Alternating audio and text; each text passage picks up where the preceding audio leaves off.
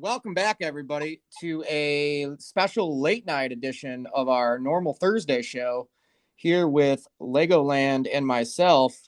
Get your questions, comments, and concerns in. We're going to be talking TV mashups today with live action and sitcoms. So not animated. We will be doing that at a different place and time. Definitely here on the Stereo app, but just not today. Get all your questions, comments, and concerns, and we will be playing all of them and talking all about television and all that fun stuff. Lego, how you doing today? I'm pretty good. How about yourself? Just swamped with work, doing all kinds of fun things.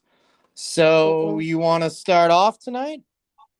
Sure. So crossovers are pretty common in TV shows, going back to Jetson and the Flintstones. There's an episode where Saint Elsewhere hit up Cheers, Urkel went to Full House, and then they've gotten weird with Boy Meets World crossing over with Sabrina. There's BuffyNatural, Bones, and Sleepy Hollow, which didn't make any sense, but I liked it. Provided the TV shows are on the same network, it just seems something that networks like to do to boost ratings, but we're just doing it for funsies. And my first pick is probably the most obvious, and I just wanted it to happen.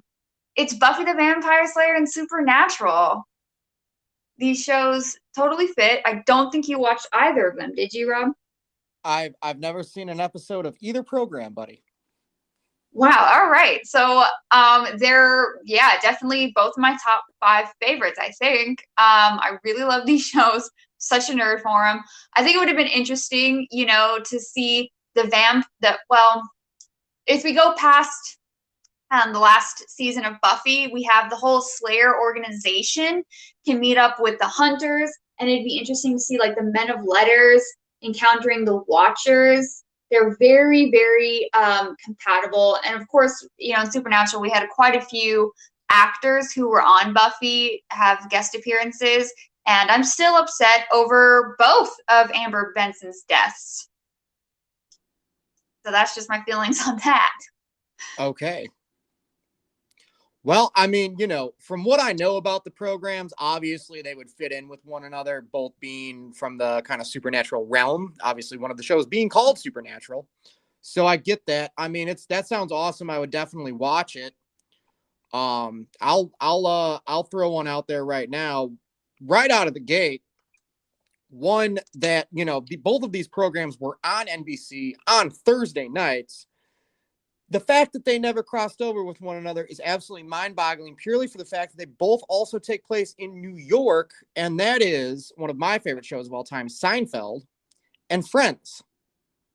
Obviously, I mean, Kramer and Phoebe would definitely end up together. They probably would if you sit and think about it.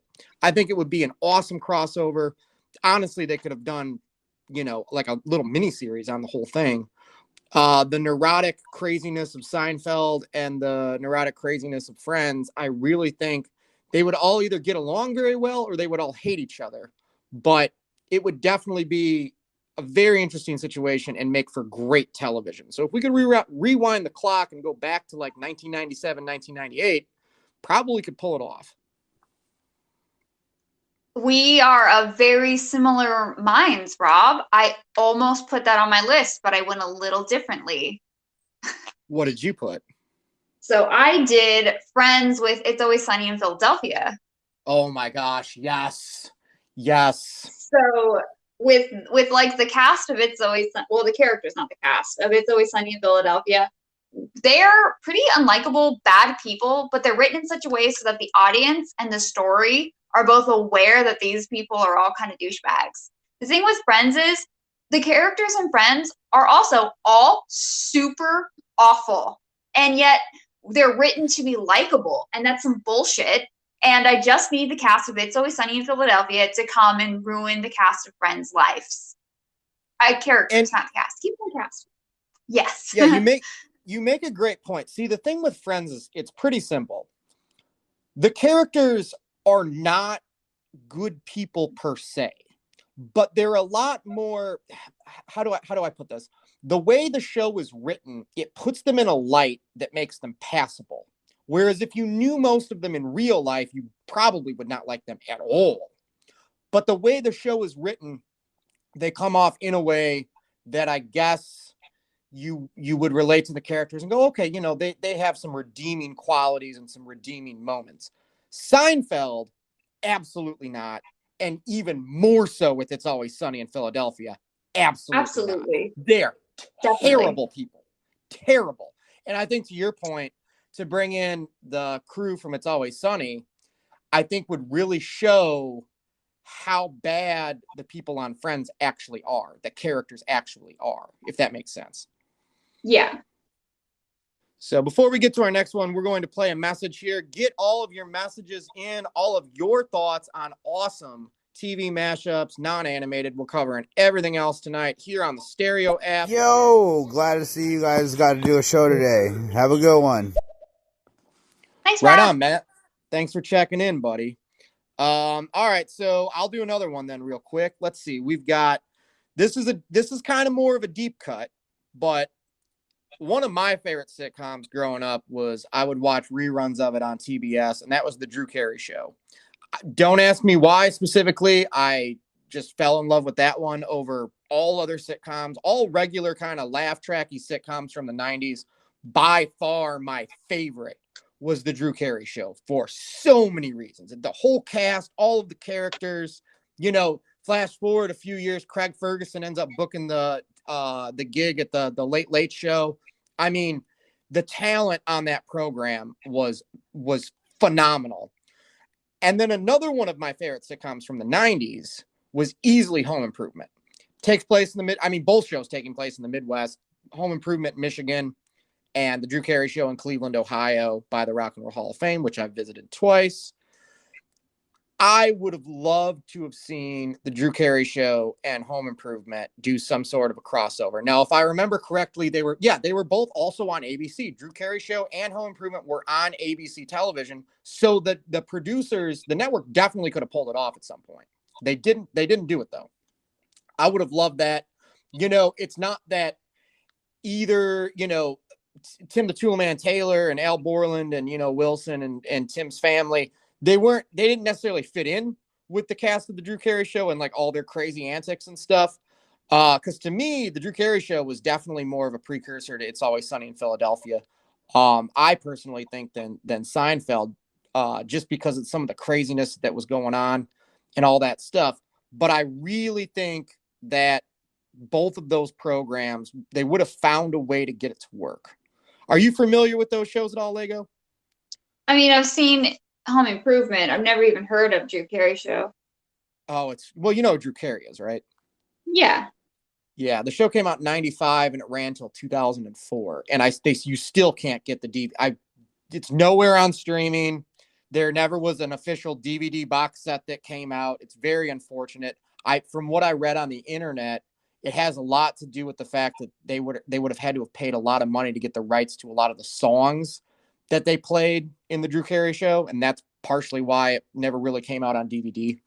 So, a little behind the scenes That's there. strange. A lot of there are quite a few shows that have had to change their intro songs. I know Dawson's Creek and Charmed, probably most well known for having done that. I think Netflix now warns people. Yeah, they warn people like, hey, it's not going to have the original theme song because of rights. What was the theme song to Dawson's Creek? I for the life of me, is it I don't want to wait for lives to be okay? Yeah. So they don't use that?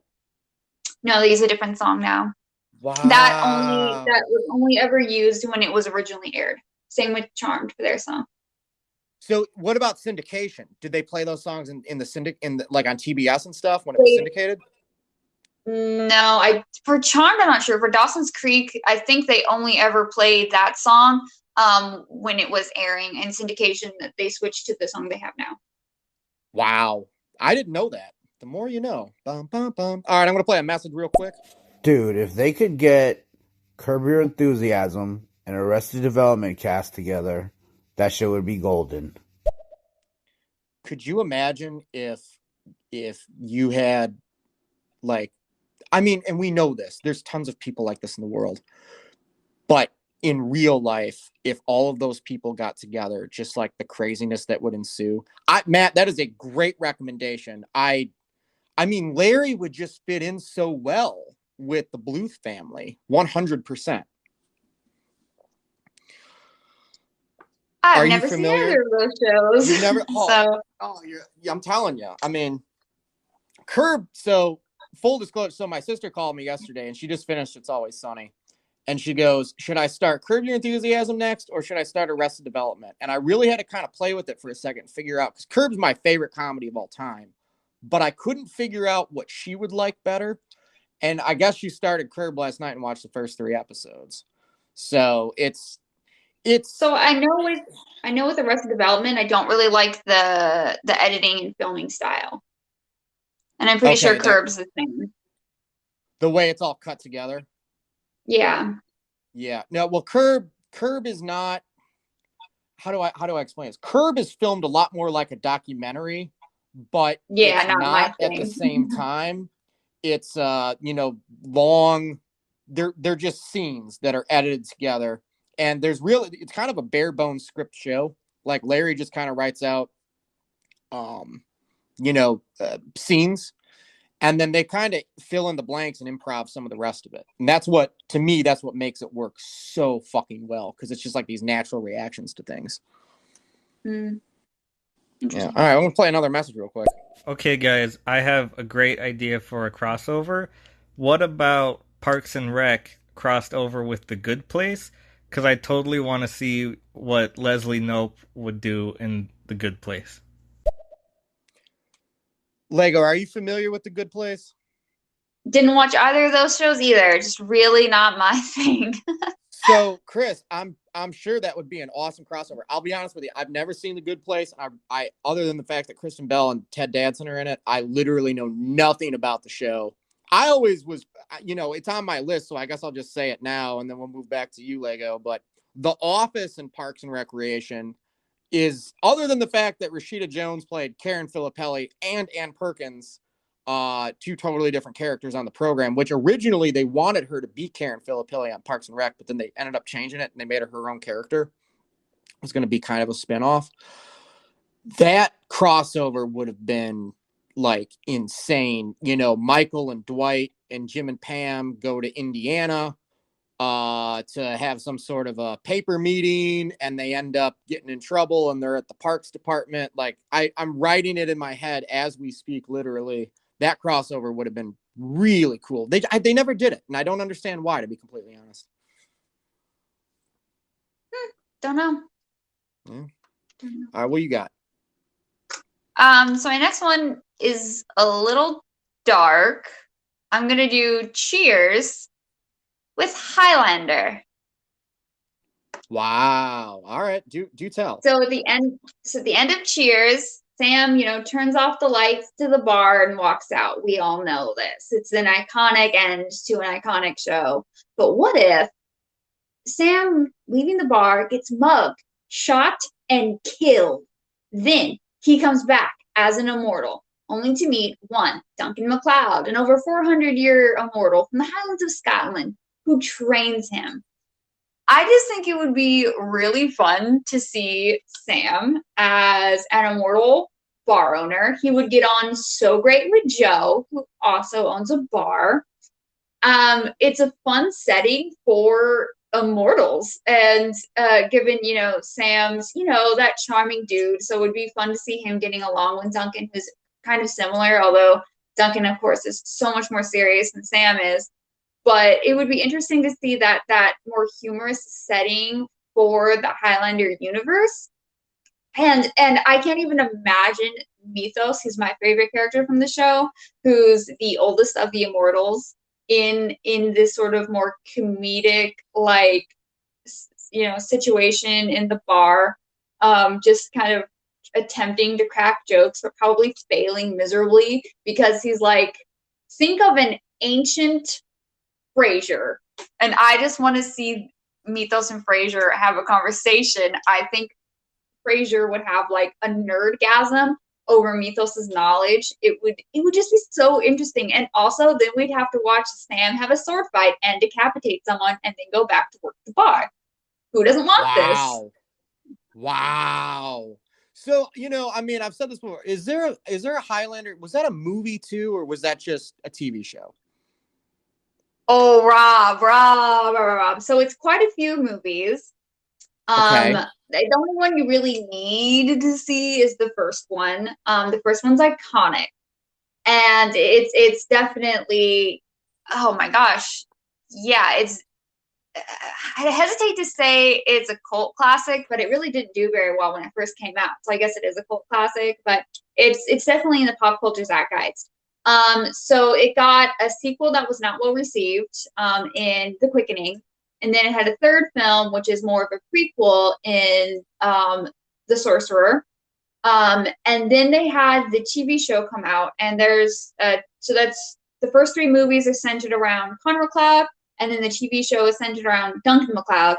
Then they have more movies where the first one, Endgame, has a crossover between Connor and Duncan MacLeod before Duncan fully takes over the movie franchise, and he has two movies following that, the most important one being The Source, where they reveal yet again the source.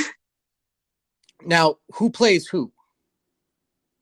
Connor MacLeod is played by Christophe Lambert, and then Duncan MacLeod is played by, I don't know his name. Okay. See, I'm just totally, you've talked about this before. You've brought it up, and I'm just like, I have enough hot takes, going on in my life, and enough like, oh fuck, what the fuck moments. So I haven't really said anything yet, but in this episode, I haven't really had any hot takes yet. So I'm just going to throw it out there. I've heard of Highlander. I literally don't know what it is, what it's about, or have ever seen it at all. But now that you've kind of explained it to me with the Cheers thing, I'm starting to kind of wrap my head around the whole thing. Oh, I can go on years-long rants about Highlander. Duncan MacLeod, by the way, is played by Adrian. Okay, interesting. Yeah, would totally be here for it. We've got a few messages to play, so we're going to play them. Like I said, get your thoughts, comments, and recommendations in. We're going to be going through them all tonight as we break down our favorite TV movie mashups that should exist that have never happened. Hey guys, I have one. So what about Gilmore Girls and that 70s show? I think that would be pretty interesting just because I would want to see the funny stuff that Lorelai and Rory would say in the circle. Oh, I would be so down for that. Definitely be down for that. Not only that, but it's almost like the Gilmore Girls get into some sort of time machine, and then they end up in Point Place, Wisconsin. They get out of the time machine, and it's like Red Foreman's just standing there with that angry scowl on his face. That could be, he brings them home, Kitty makes them dinner, they stay in the basement.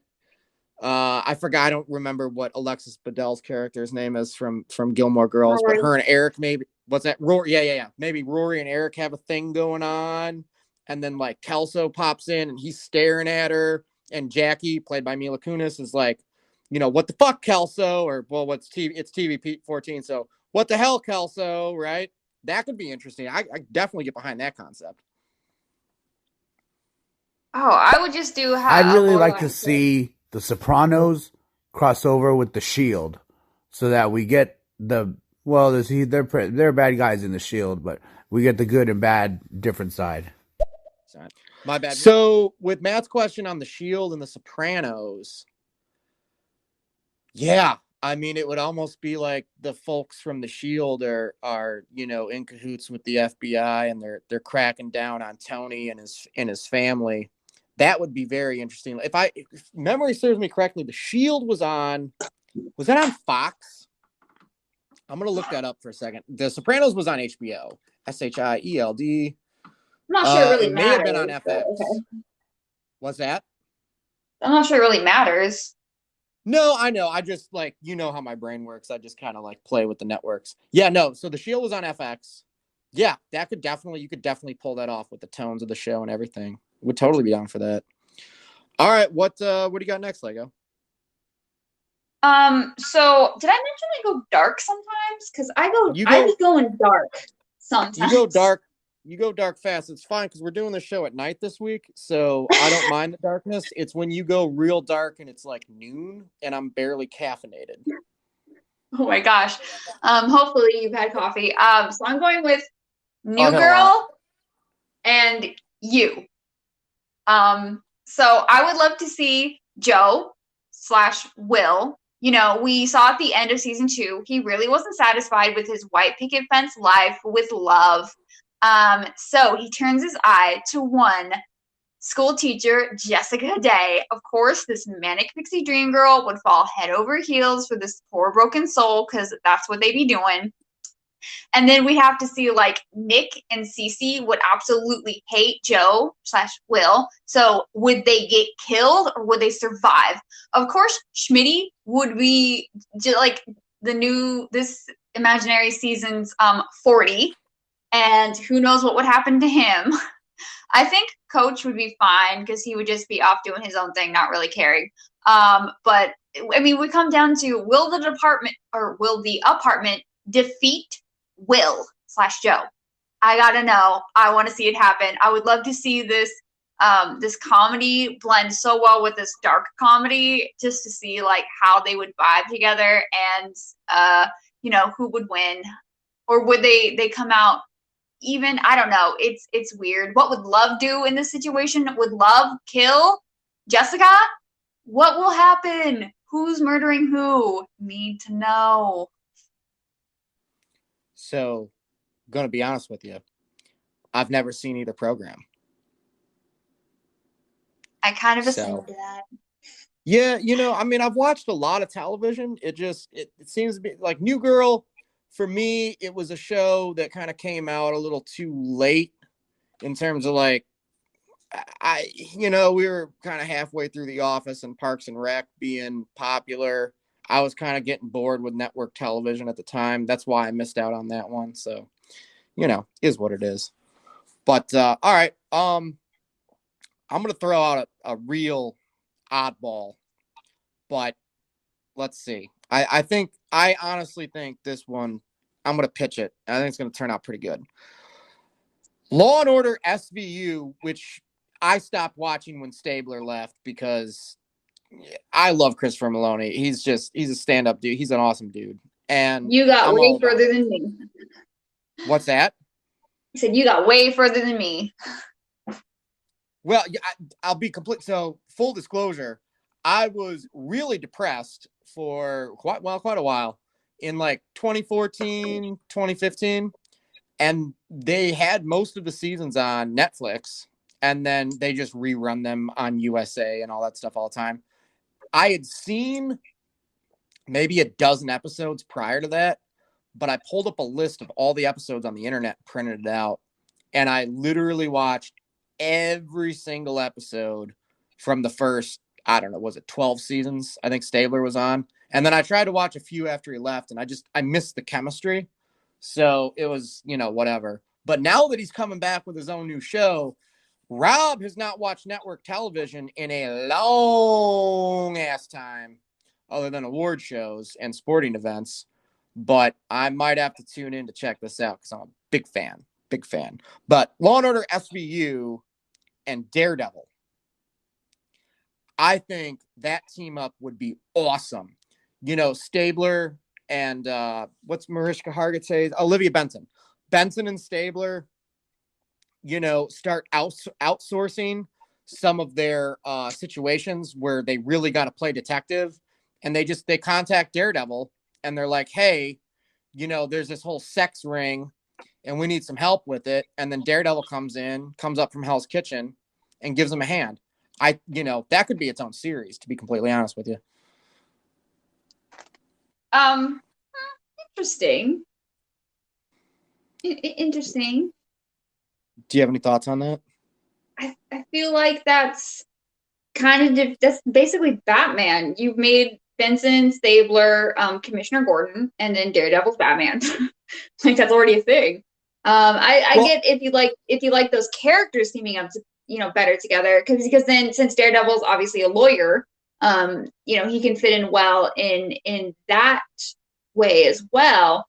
But then he would be working against them in the day and working with them at night.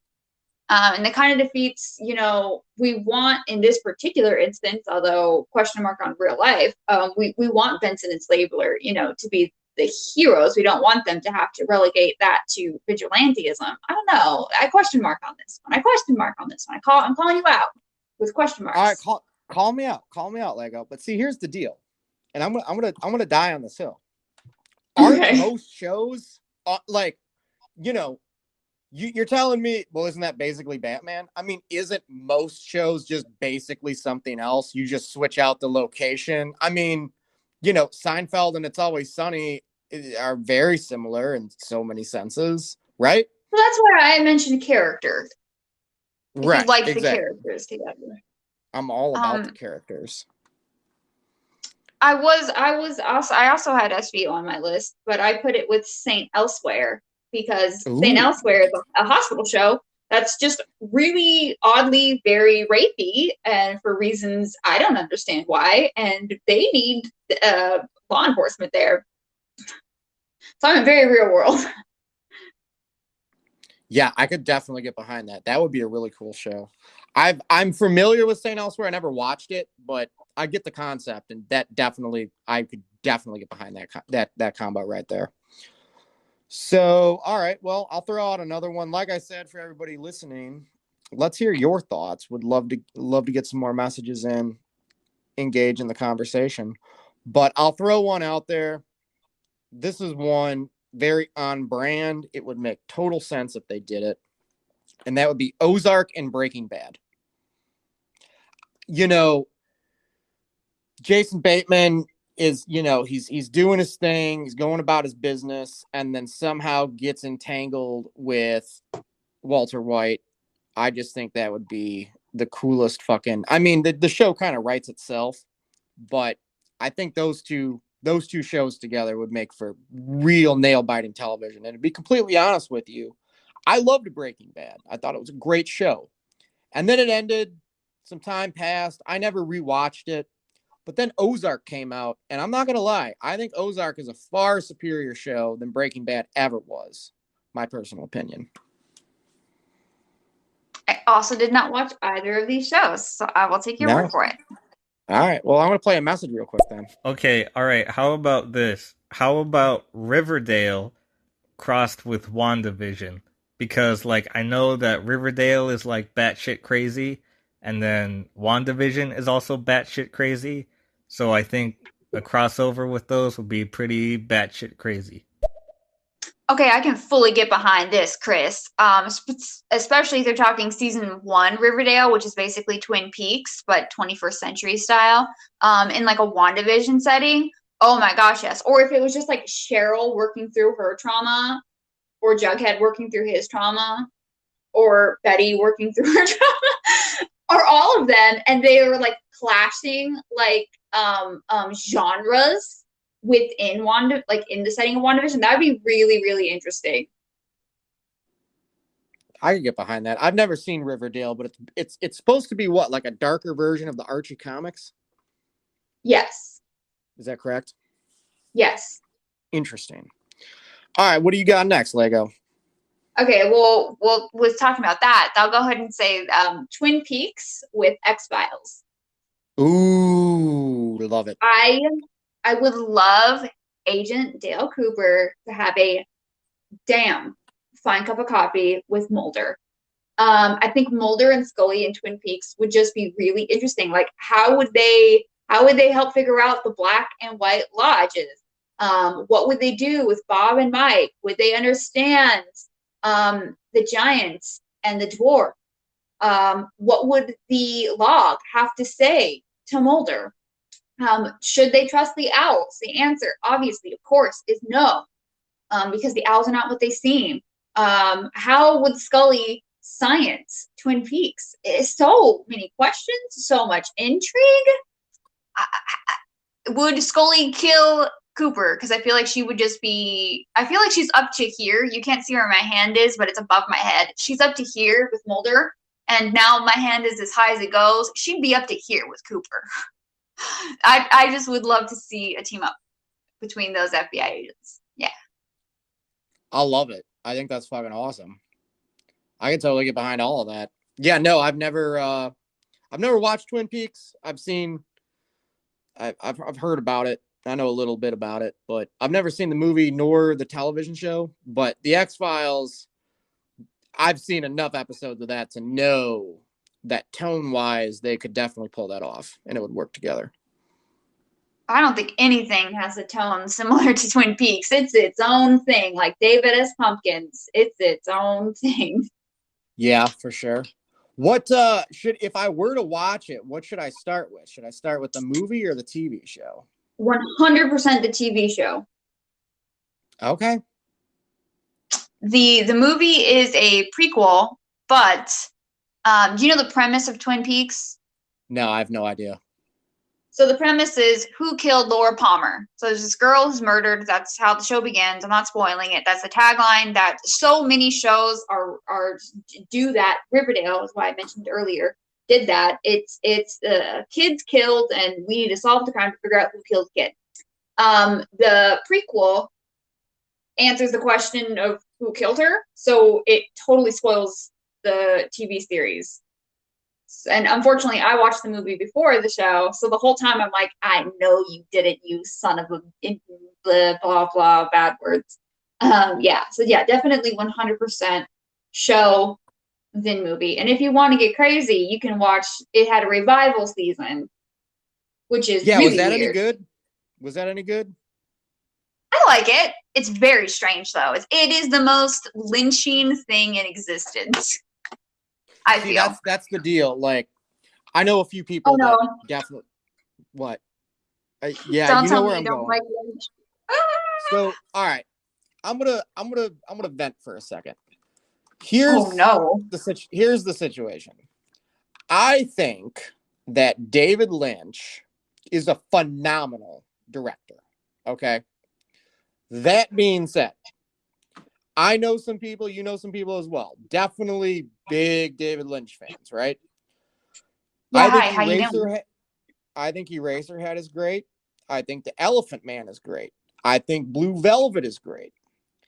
All the other movies I've seen of his, I've seen Lost Highway, I've seen Mulholland Drive, I've seen Dune. I've never seen Island Empire. I got them pulled up right now on Wikipedia. I've never seen The Straight Story, and I've never seen Wild at Heart or Twin Peaks. But you have to be, so I'll compare this to one of my favorite songwriters, Townes Van Zandt. Townes Van Zandt, you have to be in the mood to listen to Townes Van Zandt because he's going to take you places that not necessarily everybody else is going to take you. David Lynch is the same way. I've seen Blue Velvet like 5 times. That movie, every time I watch it, I'm still going, this is a very, original movie. This is, it's got its own audience. It's got its own whole thing going on. Elephant Man and Eraserhead are, they were of the times, but I still feel like they were ahead of the time, like ahead of its time a little bit, but they're all fine movies. When it comes to David Lynch, if I'm recommending movies to people that have not seen a lot of films, David Lynch is not somebody who I start off with, if that makes sense.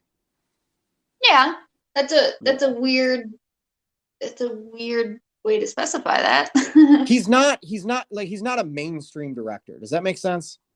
Yeah, but it doesn't mean he isn't phenomenal. No, I mean, who gives a fuck about mainstream? Well, yeah, I get your point. All right, what do you got next? That was my little rant for the night. Okay, well, I'll go on my crazy spiel rather. This is my magnum opus. I went really crazy with this. So Quantum Leap and Lost. Oh, wow. Totally. Okay, so we know Sam Beckett tried and technically succeeded in time traveling, although I don't think it was the way he intended it. He ended up in this like body hopping hellscape through time.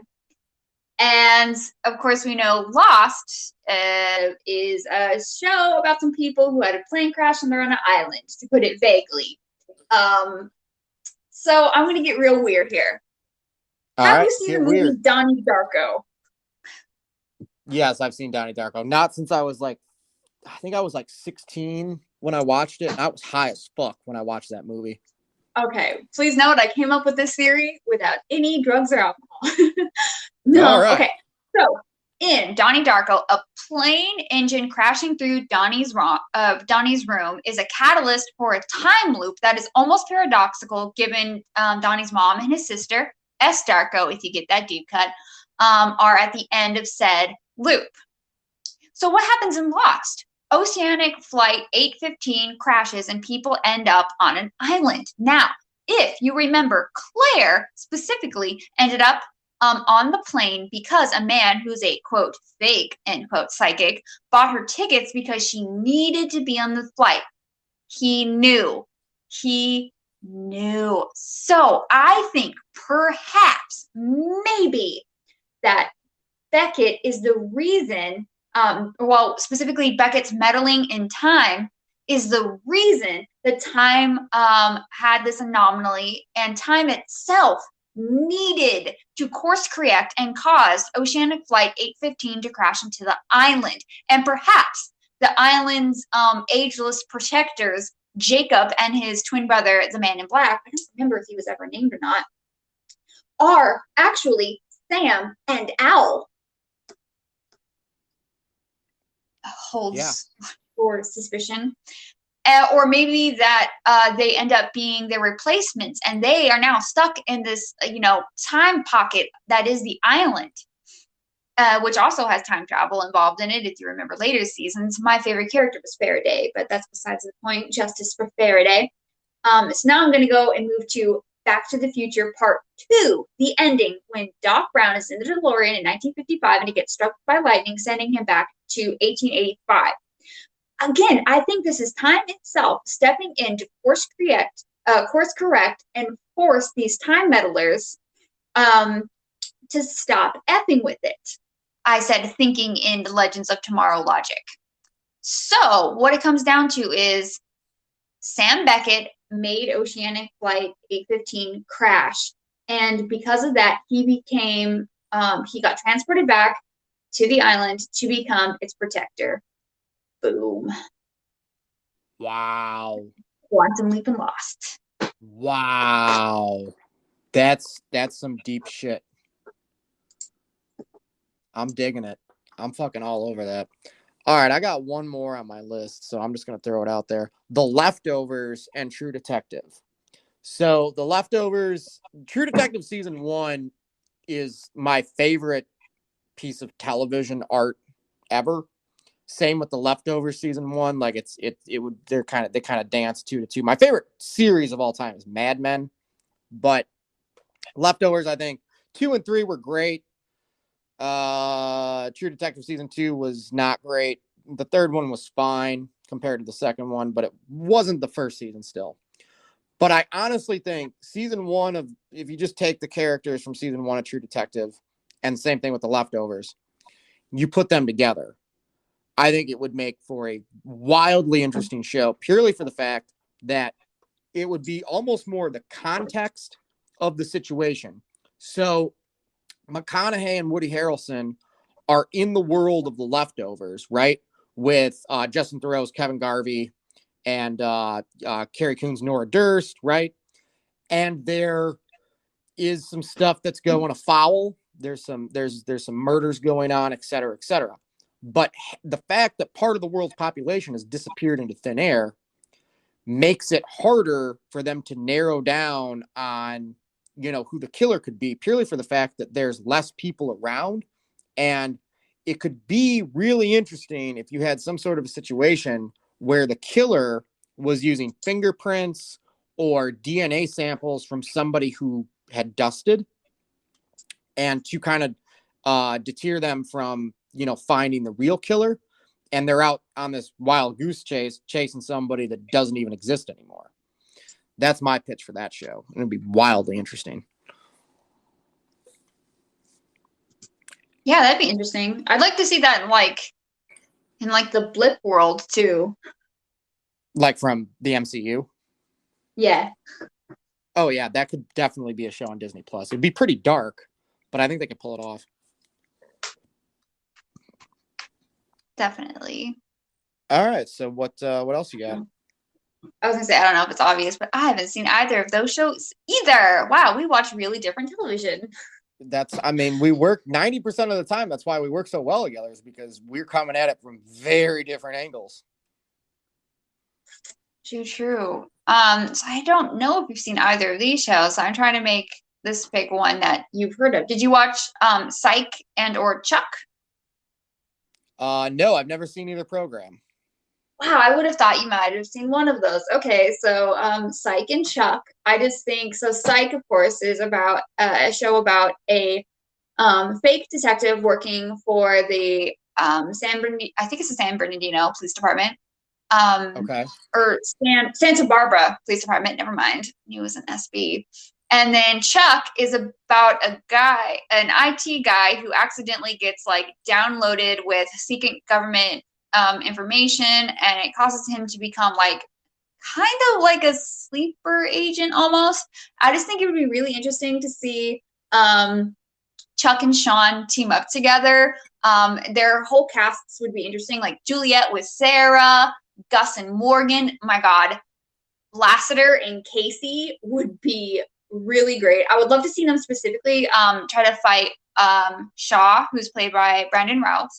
I just think the characters would all work off each other really well. They had a kind of a similar vibe to their shows, although they were different. They were both still crime fighty and comedic and ridiculous. I think the shows would work well together, and I would love to see it. It just seems like it'd be really funny, and I just think that Sean and Gus would just be so ridiculous and trying to one up each other, and constantly trying to like put the other one down, and it would be a mess. Yeah, I'd love it.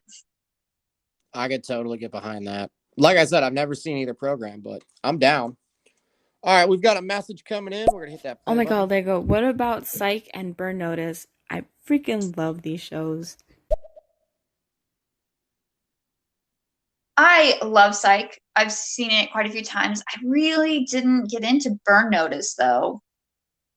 But that also, I have seen a few episodes, and it definitely also has kind of a similar vibe. And I would love to see, I believe Bruce Campbell was in Burn Notice, and yeah, I definitely would love to see him working in on Psych. That would be so fun. Oh, Psych had a crossover with Twin Peaks, Dual Spurs. That was my favorite episode. With what show? Psych had sort of a crossover. They did a parody of Twin Peaks, and it was called Dual Spurs instead of Twin Peaks.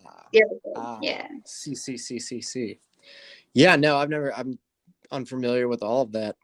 But all right, before we get out of here, is there any last do you have one more show you'd like to go over?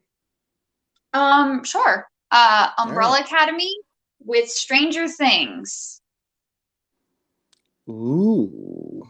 Now, all right, do tell. I'm assuming, have you seen either of these? No, I've no. Wow. You haven't even seen Stranger Things? How is that even possible? I don't like shows about kids. I mean, it's true, but like the Scoop Troop, bro. What's the Scoop Troop? Jeez. Oh my God. This hurts my soul. Okay. I tried to watch the pilot of Stranger Things, and I got like 20 minutes in and was like, the fuck is this? Is this like E.T. meets Stand By Me? I'm out. Yeah. Oh my God.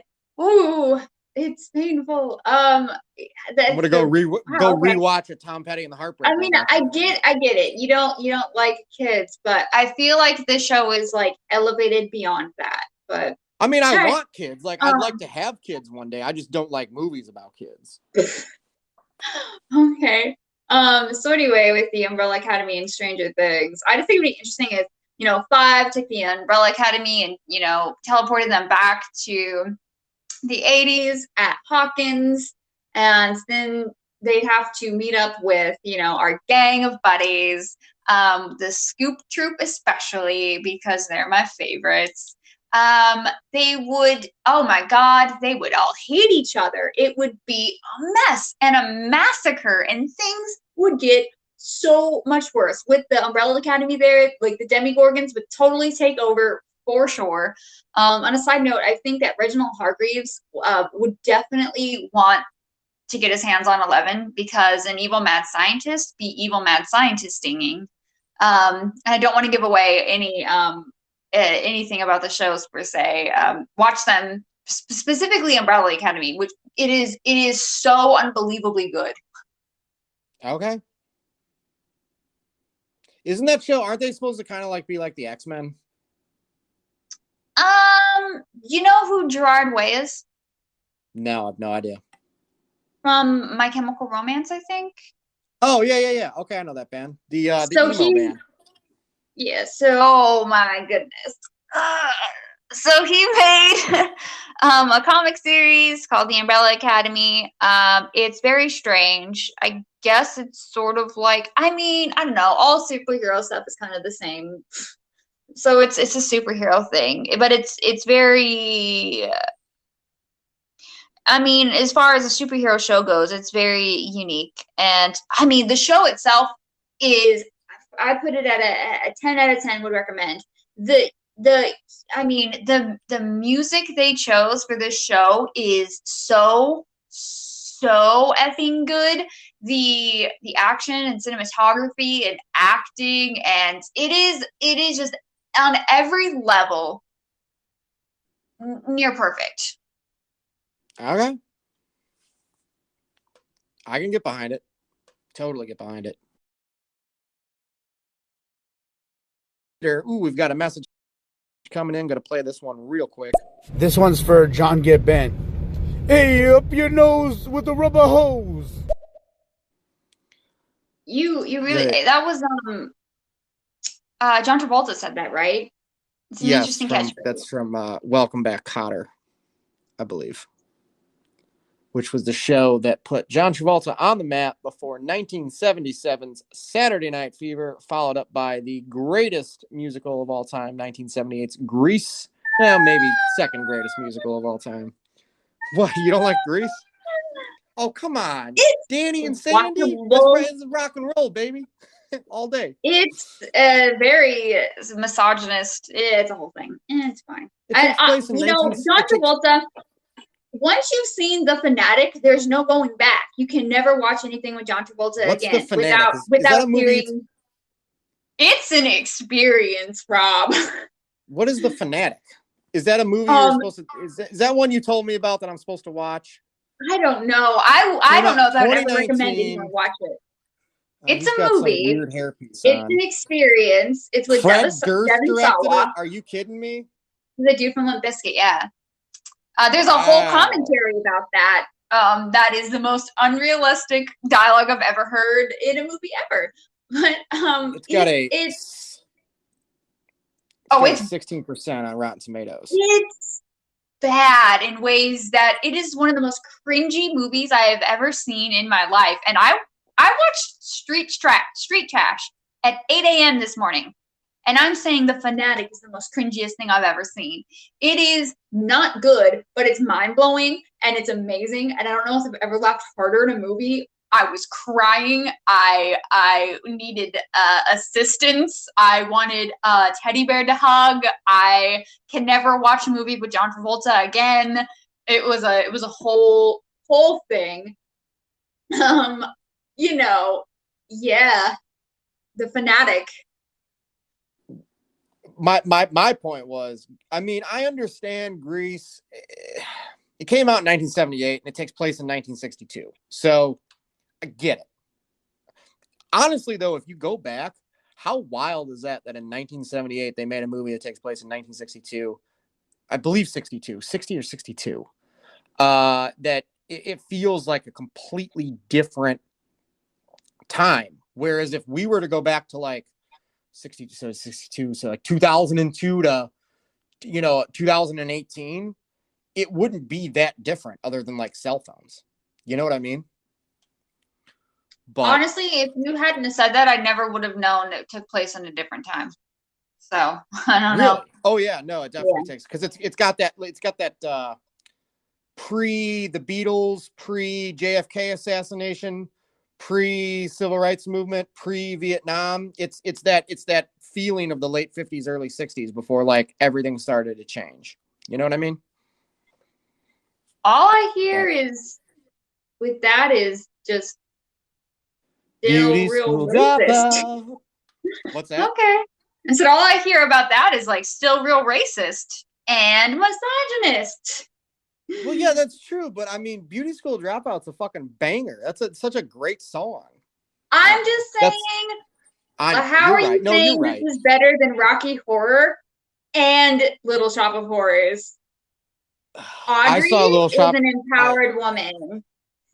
I saw Little Shop of Horrors when I was like 9 years old, and I haven't watched it since then. So I need to revisit that film. Rocky Horror Picture Show, we will do a musical episode at some point. Rocky Horror Picture Show is definitely my top 5 favorite musicals ever.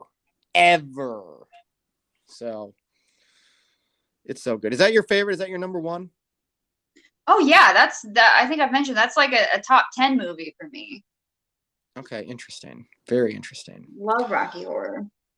All right, everybody. Gonna be getting out of here. Until next time, where can everybody find you at, Legoland? I'm on all the social media type places at Legoland13. Yeah. Follow her on Instagram, on the Twitter, and hit that subscribe button over on our YouTube channel. Like I said, she's got awesome stuff that she does. I just live stream and talk about life, politics, entertainment, and all sorts of other things. If you want, I've recently been posting highlight reels for somebody else's show, and last weekend did a waxing. Rob tried out waxing. If you want to say I gave it a whirl, I guess we could say that. Rob gave waxing a whirl and pulled out all of my nose hairs except for one, because I did notice one in the mirror this morning while I was trimming up my beard. You can find me about that. Go ahead. Do you not know they make scissors for that? But the scissors don't get it all, and I want to be a well-groomed, well-kept man. Also very confused. What do you mean scissors don't get it all? You know, the hair is in your nose for a reason. No, but I don't want any hairs in there because you got, you know. That's okay. There were a few stubborn ones that were coming out my nose, and the scissors just didn't. You could still see them. Like if you got close enough to my nose and looked up there, you could still see the hairs. So who is looking up your nose? I have like a lot of follow-up questions now. Do you hang out with Oompa Loompas? Nose inspectors? Doctors? What's happening? First of all, you know, don't worry about it. Number two, it's more, you know, you're on FaceTime and stuff, right? You don't want people looking up your nose. So again, what is your camera angle? Rob, we should talk. Well, you know, that's a different conversation for a different time and not live on air during broadcasting. But until then, you can find me everywhere at Rob Fishback and on Instagram at Rob_Fishback. If you haven't had a chance yet, go ahead and subscribe to us here on the Stereo app. We will be didn't get those words right. We will be back next Thursday, probably at our normal time. We've got another message to play. Hold on one second. Rob, when we're on Zoom, we're not looking up your nose, dude. Like, I don't care about that crap. Hey, not why I did it, because I know what I look like on my webcam, and it's not that much of a close-up. Partially, it was just for me, but we'll talk about that some other time. Like I said, we will be back next Thursday, probably at our normal hour. And do we have a subject for next week yet, Lego? Are we revealing that now? Or? I don't know. Do you have something in mind you want to do? Yes, I do. I would love to do greatest film openings ever. That's so broad. I already know what my number one is. We've already talked about it. All right. I know what my number one is too, but we're going to be talking about all things your favorite film opening scenes ever. Rob, this needs to be addressed. Them nose hairs ain't nothing to fuck with. Ain't no big deal. Yeah, you're gonna be on FaceTime, you might be on YouTube, do whatever you're doing. Nobody's paying that much attention. You don't have to you like Lego said. The hairs are there for a reason. You don't have to eliminate all of them. Just trim them down to where they're not sticking out your nose. You don't have to eliminate all your hairs. And also, nobody's really looking at your fucking nose. Nobody's really, unless they're fucking psycho. Nobody's really gives a fuck. You know what I mean? You can go on and do your thing, gruff as fuck. You know what I mean? Nobody's really. Hey. I mean, I don't know, because I'm not like a YouTube person or anything like that. I don't think anybody's paying that much attention. But it's just a natural thing. I wouldn't worry about that much. I wouldn't obsess over it. You know what I'm saying?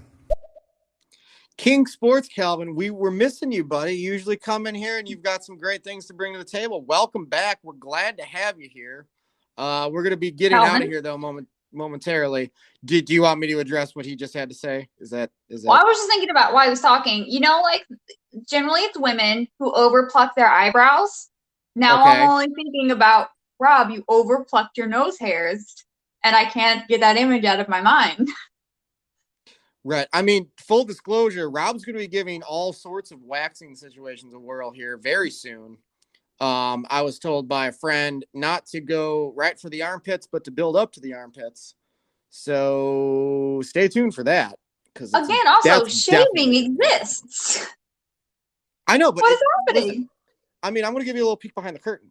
Business-wise, it's much better for me to do waxing because that makes for much better entertainment than Rob just trimming his armpit hairs. Okay, you do you. I know, that's what they say. You do you. So, all right, everybody, we're going to be getting out of here. Like I said, you can find us all over social media. Hit that follow button, hit that subscribe button, all of the fun stuff. We will be back next week to talk about our favorite opening scenes and films. Lego, it's always a pleasure, and I will talk to you soon. All right, buddy. Good day, everybody. Take it easy.